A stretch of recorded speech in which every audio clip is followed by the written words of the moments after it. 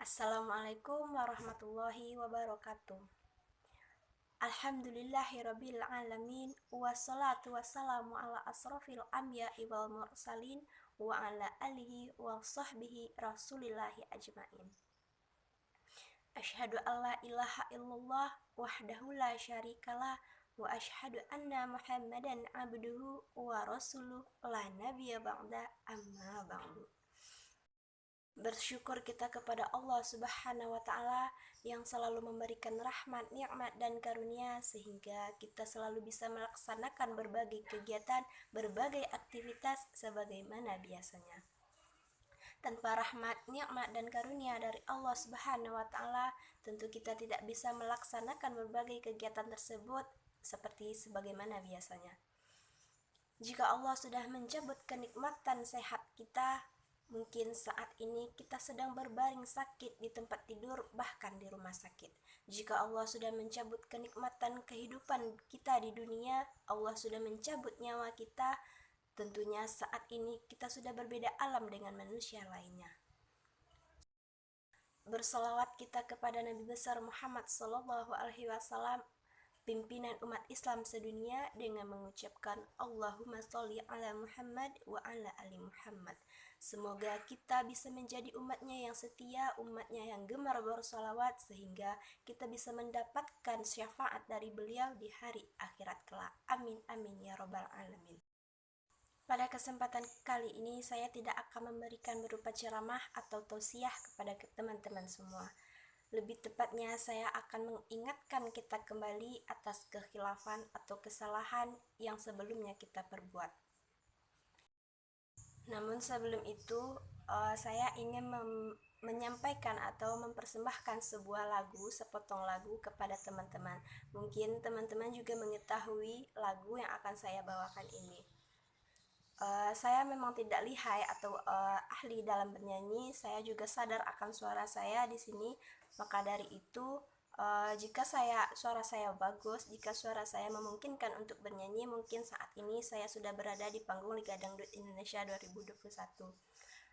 Baiklah, mungkin teman-teman bisa mengikuti lagu saya ini.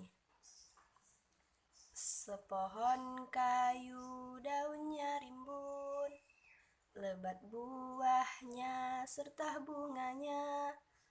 Walaupun hidup 1000 tahun, kalau tak sembahyang, apa gunanya? Walaupun hidup 1000 tahun, kalau tak sembahyang, apa gunanya? Mungkin itu sedikit lagu yang bisa saya sampaikan. Mohon maaf atas suara saya yang mungkin tidak berkenan di hati teman-teman semua.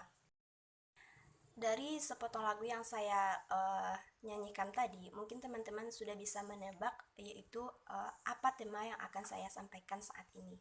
Ya, temanya adalah sholat. Sholat merupakan rukun Islam, rukun kita sebagai umat Islam. Rukun sama dengan syarat. Jika syarat itu tidak terpenuhi, maka belum bisa kita dikatakan, belum bisa kita memenuhi syarat tersebut. Ibaratkan mencari sebuah pekerjaan, ada sebuah syarat. Syarat memasuki pekerjaan tersebut, misalnya pria atau wanita berumur 35, minimal 35 tahun, memiliki ijazah minimal S1. Namun kita cuma memiliki ijazah tamat SMA. Sudah pasti kita ditolak atau tidak dapat mendapatkan pekerjaan tersebut. Sama halnya dengan rukun Islam tersebut. Rukun Islam ada 5, yang mana sholat merupakan rukun Islam kita. Yang kedua, jika sholat kita tidak dilaksanakan, apakah pantas kita dikatakan sebagai umat Islam? Mungkin kita masih Islam karena kita dilahirkan dari orang tua yang beragama Islam dan di KTP tertera agama Islam. Namun jika syarat tersebut tidak kita laksanakan, masih pantas kita dikatakan umat Islam? Kebanyakan manusia zaman sekarang jika ditanya agamanya apa, menjawab dengan lantangnya, dengan santainya, agama saya Islam. Dilihat di KTP memang agamanya Islam, dilihat orang tuanya memang Islam, tapi ia tidak sholat. Apakah mereka Islam?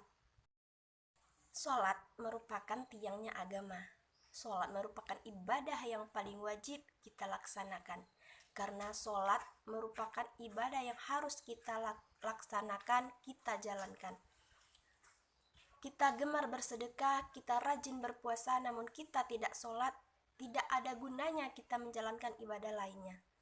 Karena ibadah di luar ibadah sholat itu hanya merupakan ibadah tambahan. Yang wajibnya, yang harus kita laksanakan itu adalah sholat. Sholat merupakan tiang agama. Ibaratkan sebuah rumah, jika tidak ada tiangnya, di mana kita taruh gentengnya, dengan apa kita pasangkan gentengnya. Otomatis jika tidak ada tiangnya, atapnya juga tidak akan bisa terpasangkan.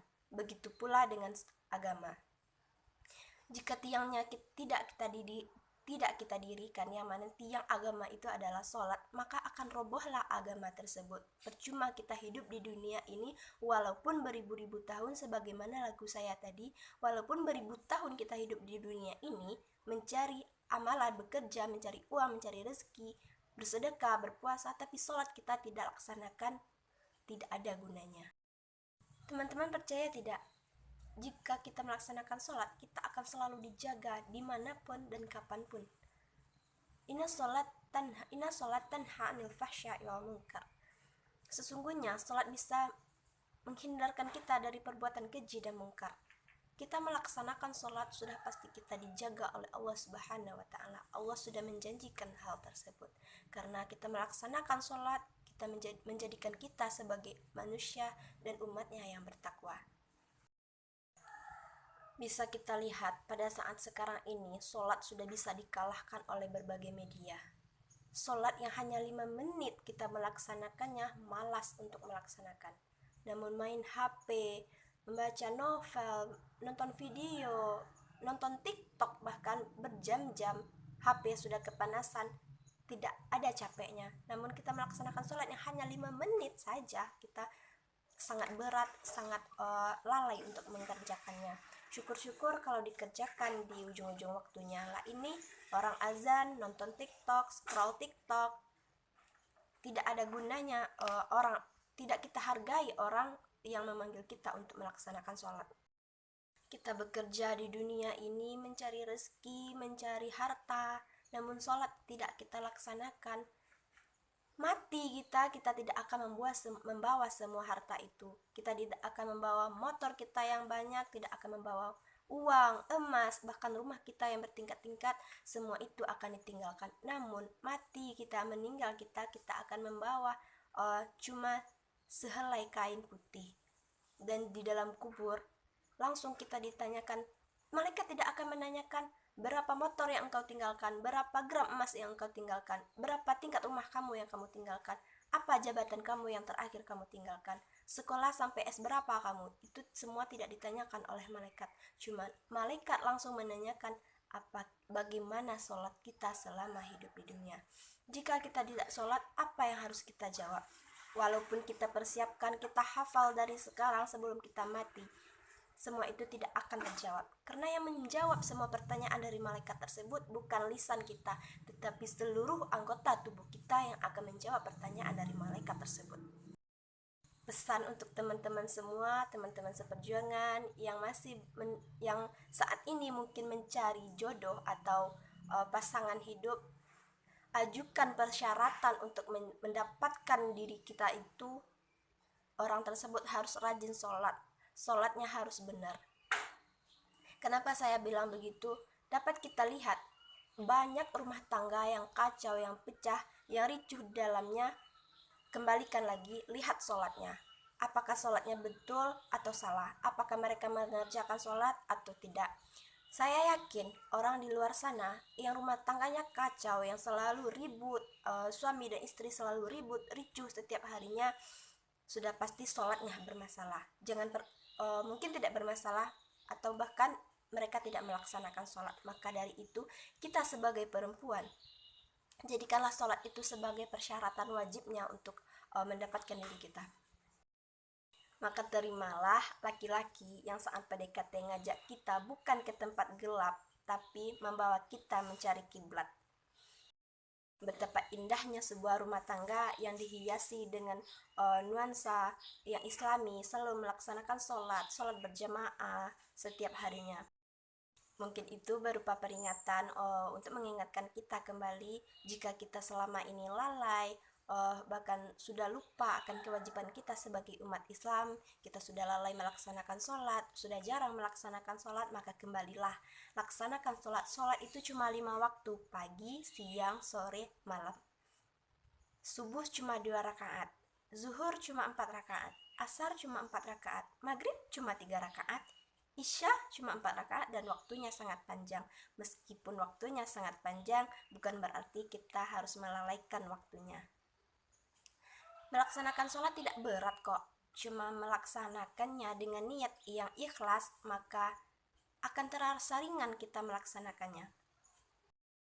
Mungkin itu sedikit peringatan yang bisa saya sampaikan. Semoga bisa bermanfaat bagi kita bersama, terutamanya untuk diri saya sendiri. Assalamualaikum warahmatullahi wabarakatuh.